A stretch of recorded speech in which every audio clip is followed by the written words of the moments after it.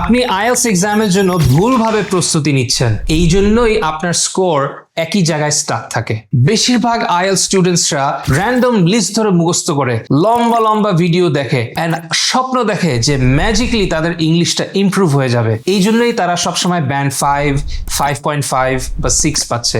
যারা ব্যান্ড 8 পায়, এই স্টুডেন্টসদের চিন্তা কিন্তু একটু ব্যতিক্রম। তারা তাদের স্টাডির অ্যাপ্রোচটাকে একটু ডিফারেন্ট ভাবে নেয়। তারা শর্ট সেশনে স্টাডি করে, বাট ফোকাস ধরে রাখে এবং প্রচুর প্র্যাকটিস করে এক্সাম স্টাইলের কোয়েশ্চেন এবং ফিডব্যাক নেয় এমন কারো কাছ থেকে যে অ্যাকচুয়ালি পরীক্ষার সম্পর্কে ভালোভাবে জানে। আপনি যদি ইংলিশ রাইট ভাবে শিখতে চান, তাহলে আমার পেজটি ফলো করেন। আমি ডেইলি শর্ট লেসন দিয়ে আপনাকে আইএলটিএস এক্সামটা শিখিয়ে দিব কি কি স্ট্র্যাটেজিস নিলে আপনি বেস্ট স্কোর পাবেন।